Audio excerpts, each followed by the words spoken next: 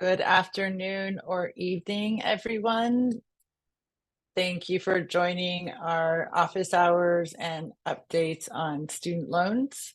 I'm Natalia Abrams with Student Debt Crisis Center, and we will get started here in just a few minutes.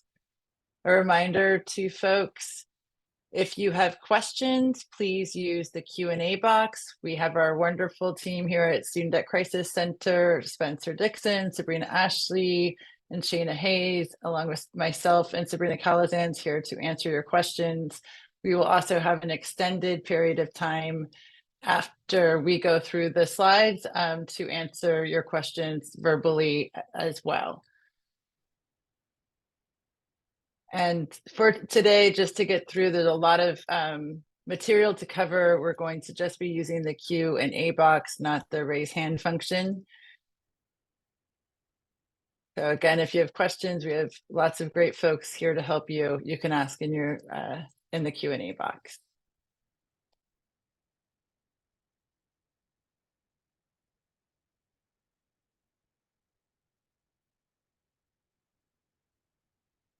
Are folks able to hear me?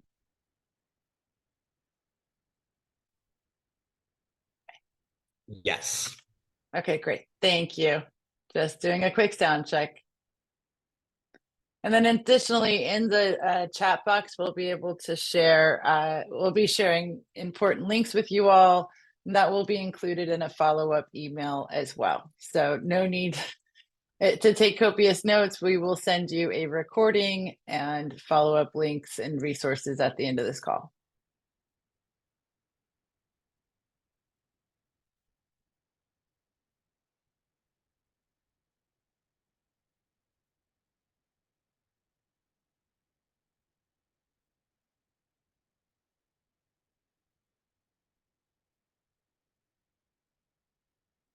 All right, thank you again, everyone, for joining us. Still have some folks trickling in. Really appreciate you all being here late in the afternoon or evening to learn about your options with student loans, get major updates that have gone on in the past few months. If you all have questions, please use the Q&A box. We have great folks here that will get to it as we will try to answer as many questions as possible. And with that, I'm going to throw it to our Managing Director, Sabrina Calazans, to get us started. Sabrina?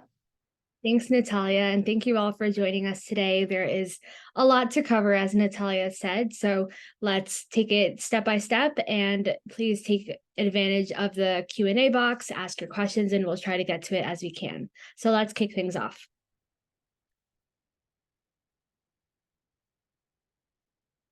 So today, on our program, we're going to be discussing recent updates related to the President's Loan Forgiveness Program. We're going to discuss new policy changes, including the new SAVE plan, account adjustments, and the Fresh Start program. I also want folks to know that we are not financial counselors or lawyer. That is a disclaimer that we have for you all, but we are advocates and experts, and we are here to help. At the end, as we mentioned, we're going to have a Q&A period. So I also encourage folks that if you think we're going to cover, something that you are wondering about, such as SAVE or Fresh Start, maybe hold on those questions a bit, and then afterwards you can always ask them later. So let's jump to the next slide. All right, so some important updates to share with you all about student debt cancellation. So as many of you may know, that in this summer, the Supreme Court struck down the President's debt cancellation plan. It was something that was going to help millions of other borrowers, but the fight for that is not over. The President announced a Plan B, so he is pursuing debt cancellation through the Higher Education Act. This is through a negotiated rulemaking process, so it will be a bit lengthier. But the President has said that he is not giving up on this fight. And so we are definitely continuing to push on this front. And we are still going to fight for student debt cancellation and for borrowers as always. The Biden administration announced a new income-driven repayment plan, which my colleague Spencer Dixon is going to discuss soon. And there's also this new on-ramp program, which we will also be discussing when it comes to returning to repayment, and a safety net that is available for folks who cannot afford their monthly payment.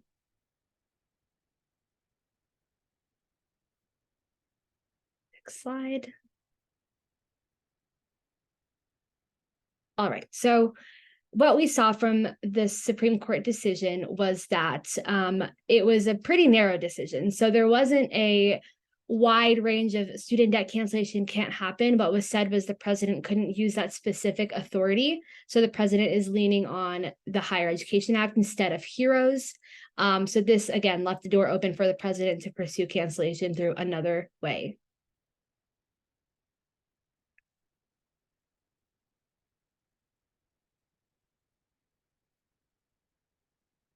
Next slide, and apologies, folks, for any issues with the slide deck. Debt cancellation via HEA, as I was mentioning, the process is going to be a bit lengthier and require processes like public hearings and comment periods and negotiated rulemaking. So sharing your story is more critical than ever.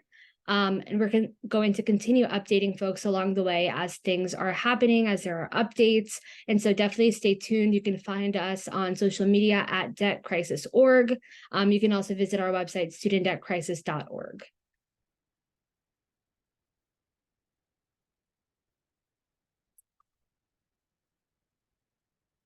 Next slide. All right, so types of loans. This can be a bit confusing for folks, so we're going to try and break it down. So student loans, there are federal loans and there are private loans. Those are the two big bucket of loans. What we are focusing on and talking about today is federal student loans. So these are broken down even further into direct loans, Perkins loans, and FFELP loans. So a direct loan, you can have a direct subsidized, a direct unsubsidized, a direct graduate plus loan, a direct parent plus loan, or a direct consolidation loan. Perkins loans are a different kind of loan that is held by institutions. So your school might be the servicer for this kind of loan. It has fewer protections than the direct loan system. So we saw that the payment pause took place. Perkins loans and then this additional loans, FFELP loans, were not included if they were commercially held. So while millions of folks got, a break on their student loan payments, there was still a large amount of folks that did not get that break. For these FFELP loans, they can also branch off into subsidized Stafford loans, unsubsidized Stafford loans, and a few other kind of FFELP loans. Thank you, Natalia. FFELP Plus and FFELP Consolidation. So these are an overview of the kind of loans that are available out there when it comes to federal loans. All right, so one thing we're going to be referencing today is original loan balance. So this refers to the total amount you borrowed when the loan was disbursed and does not include accrued interest. So if we're saying for folks that their original loan balance was less than $12,000, that does not mean that your loan balance today has to be $12,000. If you took out $7,000, but your balance today is $14,000, that is okay. When we say original loan balance, we are referring to that $7,000 instead of the $14,000. When we're also talking about current income versus annual income, there is a difference there. Annual income could be how much you make in the year. Let's say you make $30,000 in a year, but currently, right now, in this moment, you're making $0. So that is your current income versus your annual income. There are folks that work at different months throughout the year. There are folks who might be unemployed for some of those months. So that is what we are referring to when we say current income versus annual income. And then last but not least is a student loan servicer. This is an entity that collects payments on loans and performs other tasks associated with maintaining that loan, such as processing your payments and enrolling you in payment plans. So I think we have a slide in this deck that shows some of the student loan servicers that are out there. I saw some of the comments from folks saying that you have Mohila or you have Nelnet. Those are examples of student loan servicers. Next slide.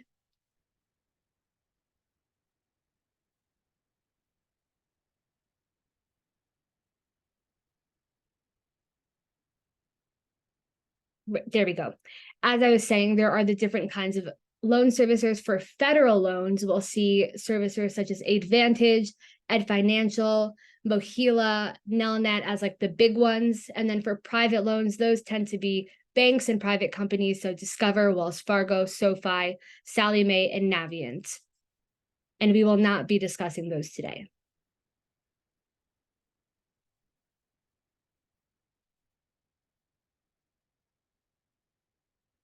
All right, so we are going to be referencing studentaid.gov very frequently throughout this process. If you have questions about your federal loans and student loan programs, the bulk of that information is at studentaid.gov, and we encourage you to put it into your browser, type it out instead of just doing a Google search so that there's no issues and you don't end up on another website that is a scam site or someone trying to pretend to be studentaid.gov. So there are on studentaid.gov, you can find your loan types, you can see your current balance, you can see upcoming payments, your student loan servicer, and your due date. So this is really a critical place where you can find all of that information. It is something that we are always referring folks to. Now, jumping into our student loan repayment plans. We're going to kick things off with a 10-year standard repayment.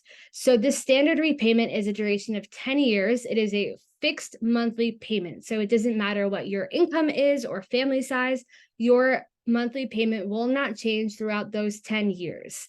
But we know that for a lot of folks, that standard monthly payment is very high. And so there are other options for folks who are struggling, such as income-driven repayment plans. And we're going to jump into that a little bit today. But primarily focusing on the new SAVE plan.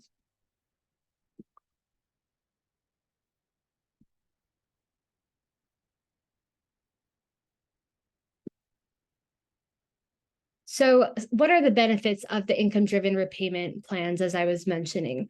So income-driven repayment, or IDR, can make monthly payments more affordable. So your monthly payments will be calculated as a percentage of discretionary income based on your income and family size. So this can help folks who have lower incomes or who may have lost a job or decreased income to secure a lower monthly payment. This can help folks prevent folks from falling, into delinquency and default, and it can help lock in that lower monthly payment for a year. At any point, if you have lost a job or have decreased income, you can call your student loan servicer and let them know that your income has changed and that you would like to lower your monthly payment according to your income that has changed. A con to all of this is that this significantly extends the loan repayment period to 20 to 25 years, so more than double the standard repayment plan period of time. So while it helps to lower the monthly payments, it does extend that. So I just want to flag that for folks.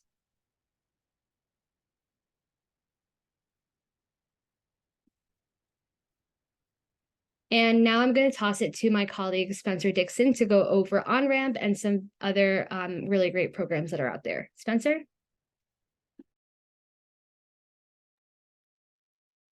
Thank you, Sabrina. So as she mentioned, I'm going to start by talking about the on-ramp to repayment. This isn't really a program. It's a set of policies that the Biden administration is implementing or has in place over the next year, which I'm going to cover here. So it extends from October of 2023 through the end of September 2024. So as folks know, payments resume on student loans, including mine, next month in October. Your exact due date for your payment will be determined by your student loan servicer, but interest has already begun to accrue, and that started to happen on September 1st. So the president announced that the Department of Education will launch this 12-month on-ramp program, which is basically a sort of temporary set of flexibilities that the administration is putting in place. So it's for borrowers who may miss payments during this first year when we're back on payments. What's important to know about this is borrowers do not need to apply for these benefits. In fact, there's no way to apply for them. That's why there's sort of a 12-month flexibility period that applies to all borrowers. Eventually, it gives some flexibility if you miss your payment. So there are some pros and cons to this, though. If you cannot or choose not to make your monthly payment over the next year, there are some consequences that we want you to be aware of. But the pros are that it prevents any borrower from entering default status if they miss a payment, and that missed payments will not be reported to collection agencies or credit bureaus, which can really negatively impact borrowers' finances. There are some cons, though. Interest will continue to accrue if you miss your monthly payment. However, there's a little bit of a nuance here. If you are not enrolled in an IDR, those future monthly payments beyond the on-ramp, so let's say starting in October of 2024, they will be automatically readjusted to account for that accrued interest, which is another reason why being enrolled in an income-driven repayment plan or an IDR can really be of benefit. Because in this case, if you are enrolled in an IDR and you miss one or maybe all 12 payments during the on-ramp, the accrued interest will not be tacked on to your balance. And then lastly, a con to be cognizant of is missed payments will not be counted towards IDR or PSLF forgiveness. Without getting into a ton of detail, if you're a borrower who is really close to getting forgiveness, either through public service loan forgiveness and you're almost at your 120 qualifying payments and you're still working for a qualified employer, or if you're pursuing IDR forgiveness and you've been repaying for 20, 25 years, it might be in your benefit to continue paying in order to hit that threshold to unlock the forgiveness that would be available. And you wouldn't want to prevent yourself from doing that during this on-ramp. So next, I'm going to talk about the SAVE program that folks may have heard about in the news. So many borrowers joining us tonight may be familiar with IDRs in general. Without getting into the details of each, know that there are currently 4 IDRs. The Biden administration announced the official launch of its new IDR plan, Saving on a Valuable Education, referred to its acronym SAVE, which is replacing the current repay plan. So SAVE does not add a new, it is new, but does not add a 5th. It replaces one of the 4 that used to exist before SAVE officially announced. Some aspects of the plan have gone into effect now, while others are going to effect next summer, which I'll touch on in a bit. Before diving into the aspects of those going into effect let's step back and define some terms. Borrowers enrolled in any IDR have their monthly payment determined by just 2 factors: annual income and your family size. Your loan balance does not factor into what you pay each month under an IDR. It's only those 2 factors. The lower a borrower's income and the larger their family size, the less they have to pay. We can sort of see on that chart there, which I'll explain a bit in a second. Each IDR has different measures of what counts as income and different percentages of your income that you have to pay. To determine what counts as income, the IDRs separate discretionary and non-discretionary income. Basically, think of non-discretionary income as what the government considers what is necessary for you to cover your basic needs. I'm sure we would all think that number is as high as it could be, but the government does set that at a certain level. The higher that threshold, the less of your remaining income will have to go towards paying your student loans. So think of non-discretionary income as sort of almost like a tax, your standard deduction when you do your taxes. Like, you don't pay taxes on that first chunk. That's sort of how you can think about non-discretionary income. So the new SAVE plan increases that threshold to the highest it's ever been, meaning a single borrower that works full time at roughly $15 an hour. I think I'm still on the previous slide. If we can go back, will have a monthly payment of $0 a month. And those that make more than that will only have the income above that threshold counted in the calculation that they have to pay. So if you look at the chart there, under the old plan, which is in green, these were the thresholds where where your income would actually have to start going towards your student loan. So if you were single under repay, it was about $30,000. At that point, any income beyond that is money that you'd have to dedicate. Part of the money you'd have to dedicate towards your student loans, a certain percentage. In the case of repay, it was 10%. Under SAVE, those thresholds increase, and it depends on your family size, as I said. So now, if you're a single borrower, the threshold where you have to start counting your income towards your student loans for a single borrower is about $36,000, and that number goes up depending on your family size. So on the next slide, another aspect of SAVE going into effect now, excuse me, is a big helpful change to many borrowers.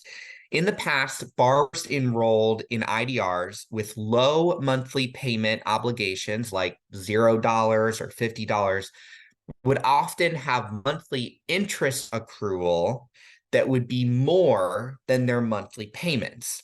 For many borrowers, this accrued interest could then get capitalized, where the interest gets added to your principal, increasing your principal amount. This frustrating, discouraging process is how many borrowers were making their monthly payment that was obligated, only to see their balances rise. SAVE puts a stop to this by having the government cover all unpaid interest each month as long as you are enrolled in the program. So if you look at the chart there as an example, it's a single borrower who makes $40,000 a year. And I'm going to compare the situation under repay, which was the old program, and SAVE, which replaced it. So under repay, their monthly obligated payment was $151. Under SAVE, it's 60, less than half. And that is a result of that threshold change that I talked about on the last slide. The monthly accrued interest is the same because the interest rate on the loan was the same. That's not going to change. So under repay, it was 200, and under SAVE, it's 200. The difference, from 200 to 151 is 49. Under repay, the difference for SAVE, 200 minus 20, is 140. Under repay, the old program, the government only covered half of the unpaid interest, and it also was only for 2 years. So in this case, $24.50 was the accrued interest that was left unpaid. And that can kind of build up as a ticking time bomb that could then be added to the principal, which again is called capitalization. Under SAVE, the government will always pay for the rest of the repayment period as a borrower 100% of that outstanding interest. So as long as you make your obligated monthly payment, which for many borrowers can be as low as $0, the government will pay that monthly accrued interest, and you won't have that sort of ticking time bomb that existed in the past. Finally, it is worth mentioning that SAVE excludes spousal income for borrowers who are married and filed separately. Repay used to include spousal income even when a borrower filed separately.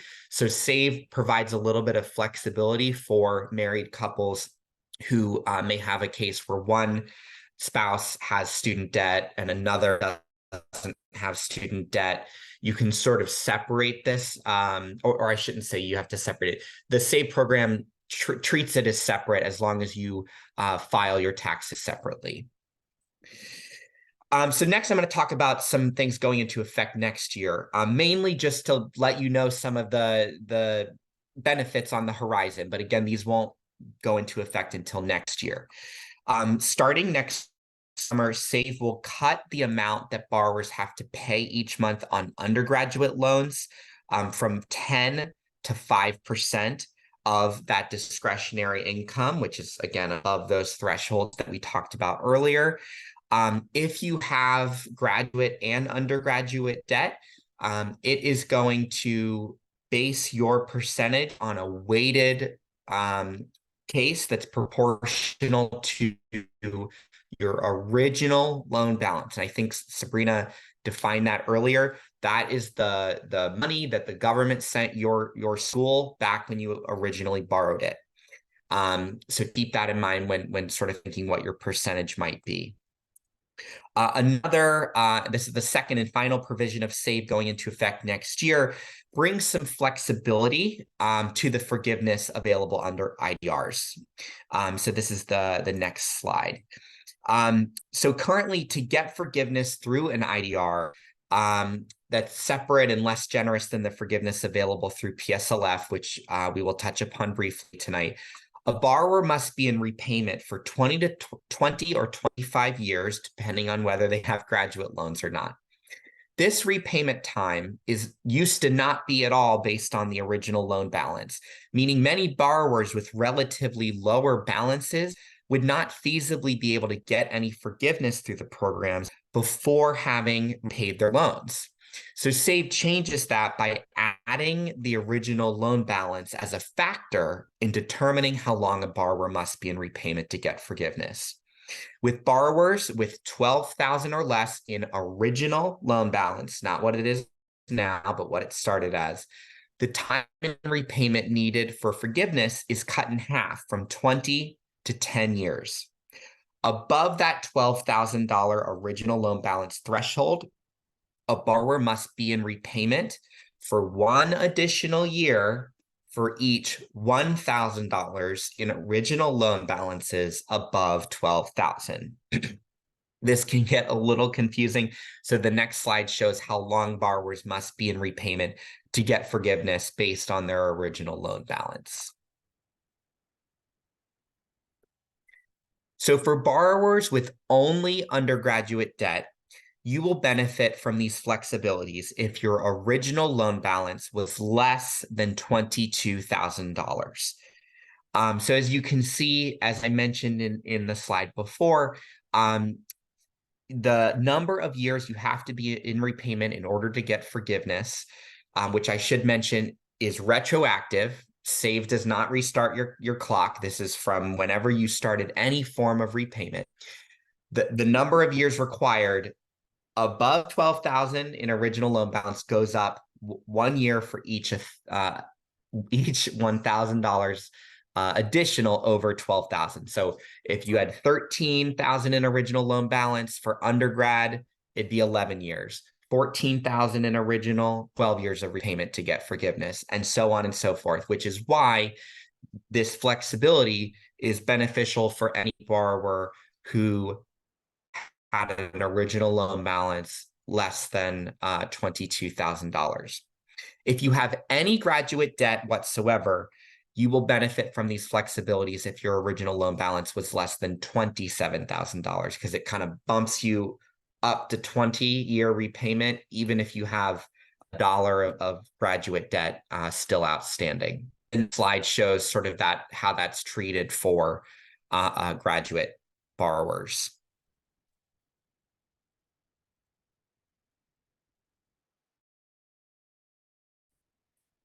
So as you can see, if you have graduate debt, the minimum repayment period would be 20, but if you have less than 27,000 in original loan balance, and that's combined if you have undergrad and grad, but this chart applies if you have any grad whatsoever outstanding. That's the number of years you would need to be in repayment to get forgiveness. But again, those are things going into effect next summer. So next, we'll talk about just some frequently asked questions. So can borrowers apply for the SAVE plan? Yes.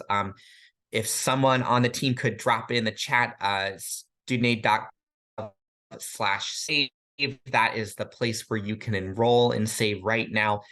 If you were a borrower who was already enrolled in the old repay plan, which no longer exists because they replaced it, you were automatically moved over. So you don't have to take any immediate action. One benefit of SAVE that we didn't explicitly touch on, but we are now, is the new IRS integration.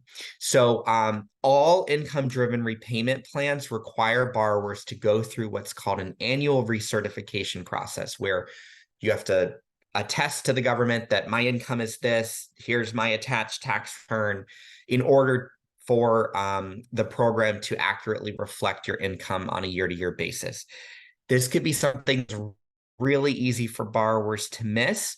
And so under SAVE, if you give the Federal Student Aid Administration the right to basically look at your tax return, that process will be automatic moving forward. I know it may seem sort of silly, but one part of the government does need your permission to get data from another part of the government, and the application has just a little checkbox.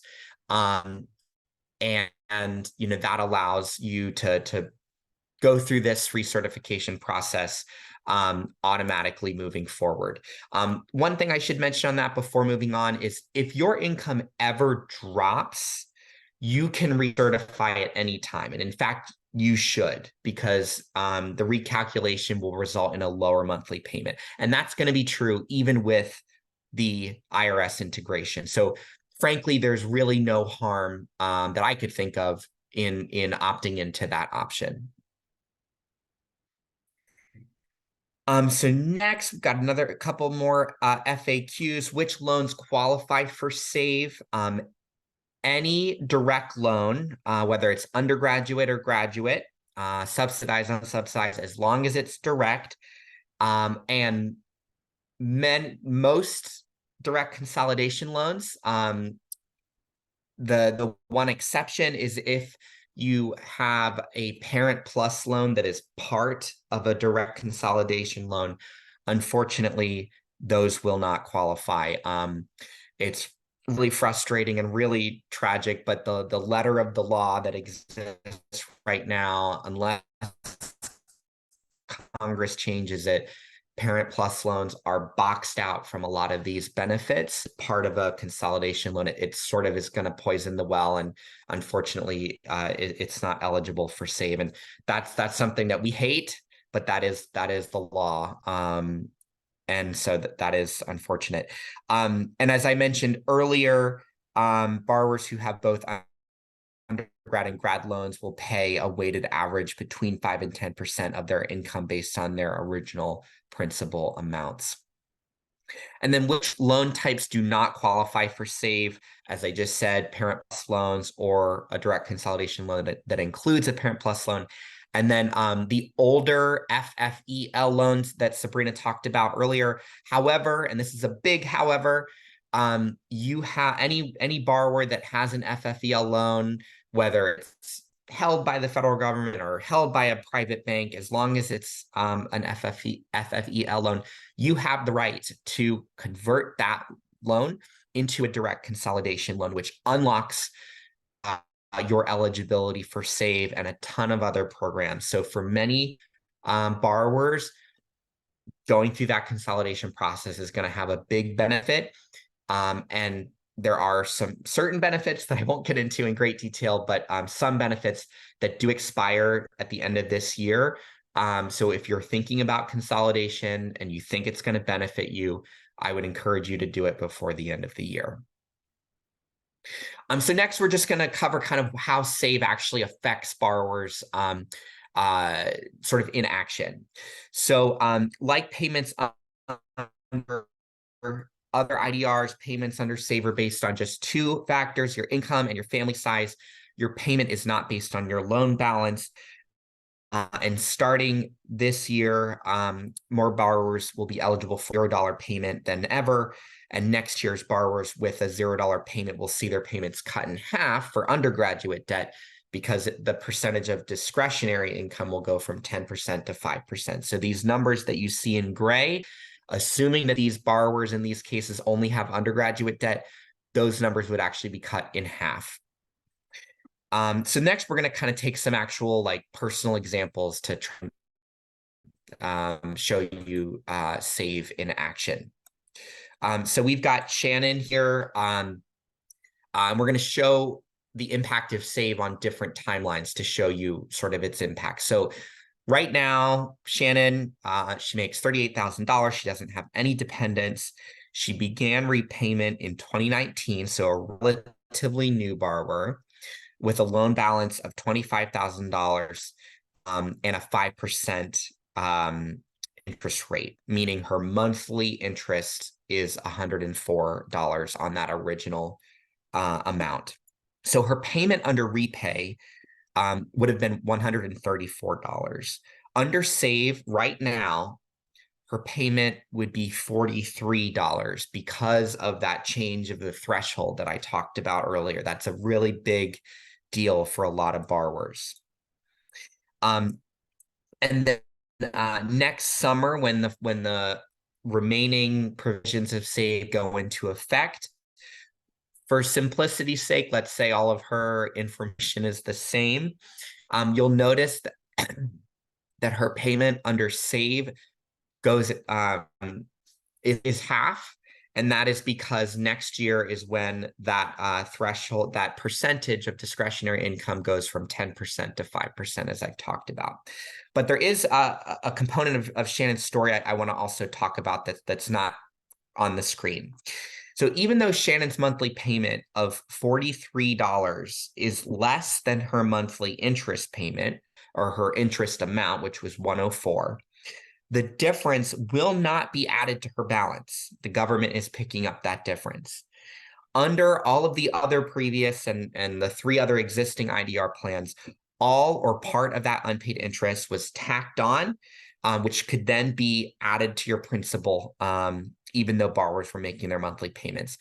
Under SAVE, and for Shannon now, that won't be the case. As long as she's making her monthly payment, that interest will not be tacked on again, future payments. So next, we're going to look at Mark. He has an annual income of $28,000. He has 1 dependent. He began repayment back in 2011, but actually took out a relatively small amount of $15,000. And for simplicity's sake, let's say his interest rate is 5% again on that original. So because Mark's income is relatively low, he would have actually had a $0 payment on pay, and he definitely has a $0 payment under SAVE. By next summer, because Mark began repayment in 2011, recall that he would need to be in repayment for 13 years, because that 12,000 balance threshold for 10, 13 would be 11, 14 would be 12, 13 would be, 15 would be 13 years. So by next summer, he'd be in repayment for 13 years, and he would not have any payment due under SAVE because SAVE would have forgiven his loan balance based off of that new flexibility that I talked about, which can be really, really helpful for borrowers, especially with relatively lower loan balances. So I'll touch briefly on the enrollment process. Enrolling in an IDR, including SAVE, you submit your application. You enter your repayment plan, which for the vast majority of borrowers, SAVE is going to be the best plan, although for some certain circumstances, like those with Parent Plus loans or maybe borrowers with a lot of graduate debt, another IDR might be your best. That's a decision you'll have to make. And then you'll have to recertify within 12 months. And as I talked about, SAVE offers the option to sort of automatically do that recertification process for all years in the future, as long as you're in the program, if you give them that authority to do so. As I also talked about earlier, if you were in repay before, you were already in save. So I think the last topic on my end is the IDR account adjustment. So this is a process where the Biden administration is basically going on a borrower by borrower process to make sure that borrowers are getting as much credit for as many programs as possible that they're eligible for. So what that looks like is for borrowers who have been in repayment for 20 or 25 years, depending on whether they took out graduate loans, you're going to get forgiveness sort of automatically. And if you are pursuing PSLF, that is going to be the 120 months of repayment, as long as you are meeting all of those requirements and as long as you've filled out at least one PSLF form. The government doesn't know that you're looking for PSLF if you have not ever filled out one of those forms. Borrowers who have commercially held FFEL loans, Perkins or Health Education Assistant loans should apply for a consolidation loan by the end of 2023 to get full benefits of the one-time account adjustment, which is what I was sort of talking about earlier. This is a deadline. This will go away. It's important to take action if you fit into one of these categories before the end of the year. And all other borrowers will begin to see their accounts updated with any additional qualifying months towards IDR and PSLF forgiveness in 2024. So essentially, the government is taking the oldest borrowers first, those who've been in repayment for 20 or 25 years, or 10 years of repayment if you're pursuing PSLF. Once they get through that backlog, they'll then go through every other borrower in the system to make sure that they have as many of these qualifying payments as possible. Next slide. So just defining kind of what this looks like in practice. So any months in repayment status, regardless of the payments made, loan type, or repayment plan is going to count. If you had 12 or more months of consecutive forbearance or 36 or more months of cumulative forbearance, the government is going to count those or any of the period any of those months outside of that. Essentially, the reason that they've come up with these thresholds is that it's the problem that they're trying to solve is for servicer mismanagement, which in many cases still exists, but was really egregious for many years, going back to the basically before 2015. Servicers were poorly managing and not really always giving borrowers their full information and rights. And so if borrowers were in forbearance for a long time, that really because of the fault of the servicer, there was never any lines for the adjustment. So months spent in economic hardship or military deferment after 2013 will count. Months spent in any kind of deferment, with the exception of in-school deferment, prior to 2013 will count, and any time in repayment on earlier loans prior to consolidation of those loans into a consolidation will count. And I apologize if my internet is in and out. I'm sorry about that. This last piece is really important. If you are considering consolidation, you're not gonna lose out on previous credit as long as you do so before the end of the year. Starting next year, the government's going to use sort of a weighted average, which is definitely going to be worse for borrowers than the current system that expires at the end of the year. So again, really, really important if you're considering consolidation to do that before the end of the year. All right, last slide, I think, for me is a account adjustment in action. We've got Diane here. She is an administrative assistant at a private firm, which basically means she's not eligible for public service loan forgiveness. She, as of right now, she had a commercially held FFEL loan, and her repayment began back in 2004. And her loan balance is pretty sizable at $65,000. By next summer, Diane went through the consolidation process, and she did it before the end of this year. She still has the same job, so her new loan type is direct consolidation, and her loan balance is zero. And the reason is by 2024, she will have been in repayment for 20 years, 2024 minus 2004. And because of that, because she's been in repayment for 20 years, because she consolidated before the end of this year, her loan balance will be eliminated, will be forgiven through the account adjustment. Even though, she had different loan types at different times, maybe she was in different forbearances, that doesn't matter for Diane because of the flexibilities of the one-time account adjustment. And most importantly, because she took action and consolidated her commercially held FFEL loan before the end of this year. So I think that's it for me. Again, I'm sorry about the internet connection if folks missed some stuff. But I think I am passing it to Natalia.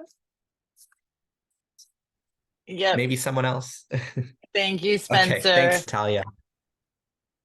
And thank you, everyone, for sticking with us. I know that this is a lot of information. And in fact, because this is so much information and we have loans that are being turned on, sadly, on October 1st, we are bringing Spencer, who you just heard from, has helped us put together a series of student loan workshops that will start next week on Monday.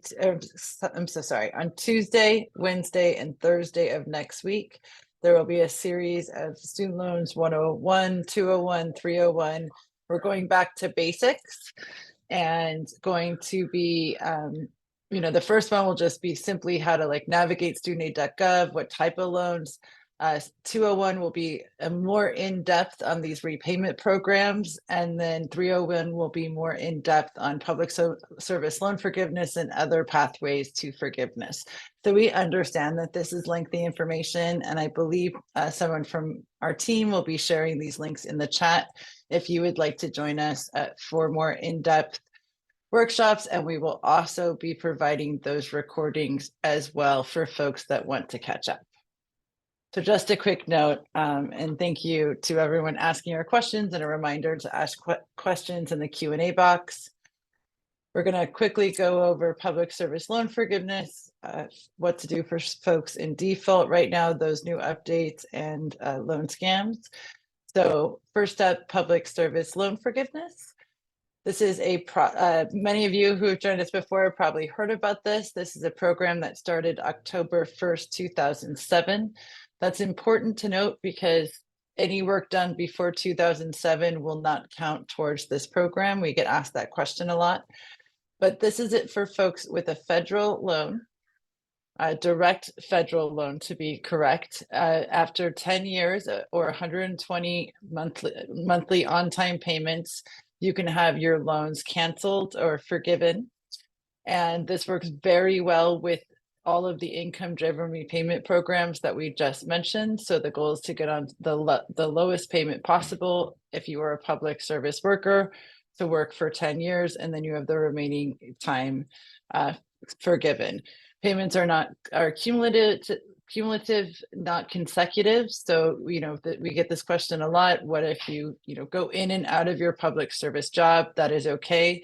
It is just that 120 monthly payment count. So the questions that you want to ask yourself are the important criteria. Do you have a direct federal loan? If you've taken out your loan after 2010, then you have a direct federal loan. For those before 2010, if you have consolidated into the direct loan program, that is okay. And then you also still can consolidate. Does your employer qualify? Do you work for a government, state, local agency? Do you work for a 501c3 nonprofit? These are examples of public service jobs. Are you in a qualifying repayment plan? All of the income-driven repayment plans count. Some of the older repayment plans, like extended or extended graduated or graduated repayment, do not count. Then we have this point to document your employment. You both do a employer certification form, but then also we ask, we suggest that you keep documentation as well. There have been problems with credit counts. They have done a lot to rectify these problems, but it's always great to keep your own records. And then you apply after the 120 qualifying payments. So just like with the one-time income-driven repayment accounts adjustments, there have been fixes, and this is beyond the waiver, which happened last year and is closed now, but there is still a one-time public service loan forgiveness account adjustment. If you have 12 or more months of consecutive forbearance, or 36 or more months, 3 years or more of cumulative, you will receive public service loan forgiveness credit for those periods of time. These changes will be applied automatically to so you don't have to take any steps here, to all PSLF eligible direct loans, including consolidated and unconsolidated Parent Plus loans. Borrowers with commercially or federally held FFEL, those federal family education loans, who consolidate those loans into a direct loan before and I believe the end of this year will also get public service loan forgiveness credit. So here's an example in action to take a look at. Juan, in spring of 2023, as a teacher, he had a direct loan. He began repayment in 2013, $48,000 loan balance. And then, and Spencer, actually, if I have you on, since you did this, I'm a little, just to help explain the PSLF account adjustment. You are there? Yes, can you hear me? Yes, perfect, thank you. Yes, so I think the reason it probably looks simpler than it is because it is simple. I think the point I was making here is one, like, may have been in different repayment plans at different points. He may have he may have started with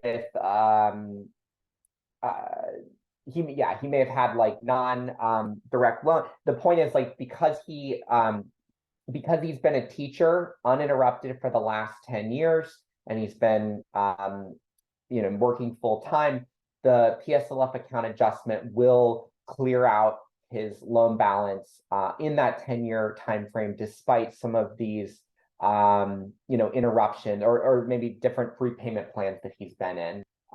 It just focuses on the 120 for through the employer lens.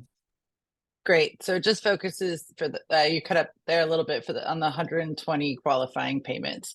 The important thing to note with both the public service loan forgiveness and the income-driven repayment one-time account adjustments, these are automatic. You as the borrower do not need to take action unless you have a commercially held FFEL loan for the income-driven repayment adjustment.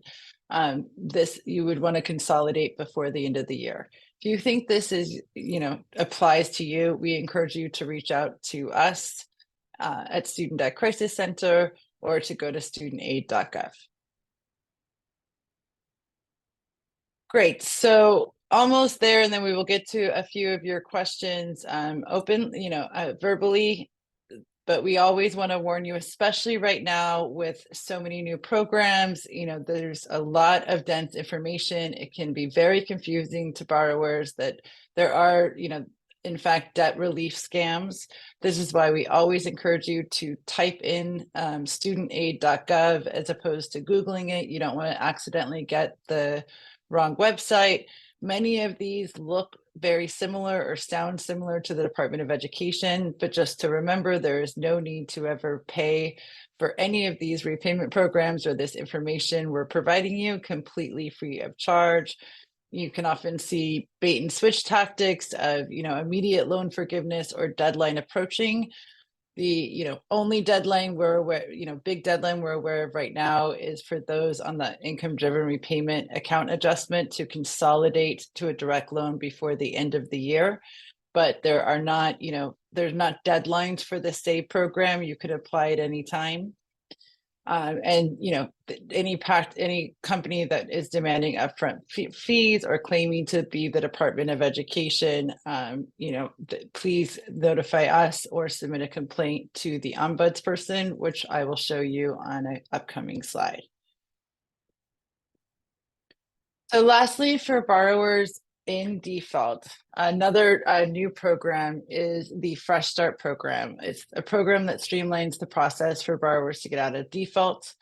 The exceptions do include school-held Perkins loans or loans that went into default after the pandemic, after 3/20. So these were loans that were for folks that were in default prior to the pandemic.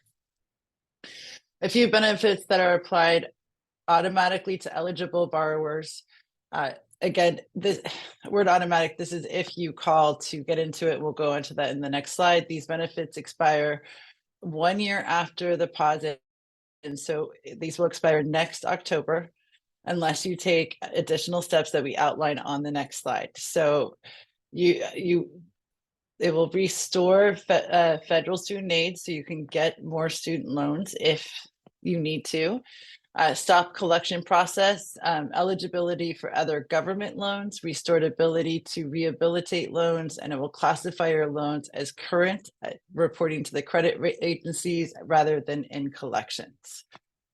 So if you were in default prior to the pandemic, and this is you can go online to go to my ed, which is ed, myed.ed.gov and log into your account. You can also call, and that phone number is 1-800-621-3115. A tip before calling is to look up your income on your most recent federal tax return. If you can't find it, or didn't file taxes, don't worry, you should still call. What to expect, it will take about 10 minutes and a rep's going to ask you for more information to find your record, then ask you why you're calling. And you want to say that you're calling to enroll in Fresh Start and to get out of default. Similarly, you can mail, and that's on your screen, and we'll share that in the chat as well. And in your letter, include your name, social security number, date of birth, and the following. I would like to use Fresh Start to bring my loans back into good standing. So just a reminder, this is for people that were in default prior to 3/20 March of 2020, so prior to when the student loan pause began. And lastly, we know that with the return to repayment, and already we're seeing lots of issues and complaints with loan servicers or with the Department of Education, you can submit complaints to the Student Loan Ombudsman. They resolve discrepancies with loan balances and payments, explain loan interest and collection charges, and identify options for resolving your issue related to consolidation, service quality, default status, bankruptcy, income tax refund, offsets, and other concerns. And you can submit complaints to Bonnie Luttrell, who is the Student Loan Ombudsman. And that email address is fsaombudsmanoffice@ed.gov. And with that, we can take a few of your questions. And we'll stay on, we will be extending this another 10 minutes or so to take your questions because we know that this was a lot of information. Sabrina? Awesome. Can you hear me? I can. Perfect. All right. Well, I will start with a few questions about Parent Plus loans. I know I've seen tons of questions in the chat. A lot of people are just asking about the different repayment plans that are available for Parent Plus loans.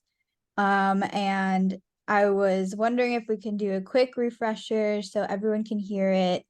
What is the best repayment plan, and or what are the repayment plans that Parent Plus loans do not qualify for? So Spencer, feel free to jump in, and maybe better just to ask, what do they qualify for? Sadly, not a lot, but income contingent repayment would be the repayment plan as a Parent Plus borrower. You do not qualify for the SAVE program, which is the new program.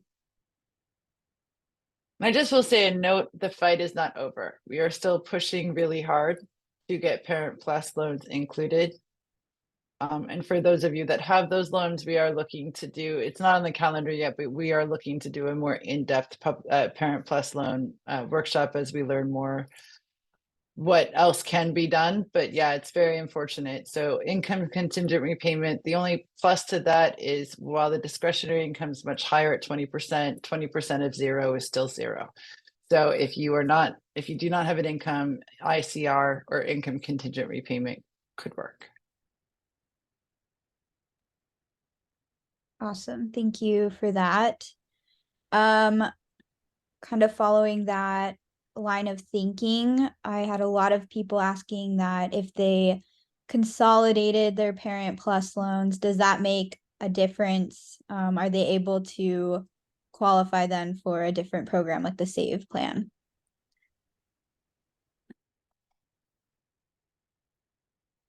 Sorry, I missed that.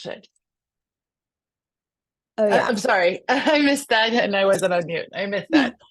No, you're fine. The question is, just following that line of thinking with Parent Plus loans, if someone were to consolidate their Parent Plus loan, does that change what it qualifies for in terms of a repayment plan?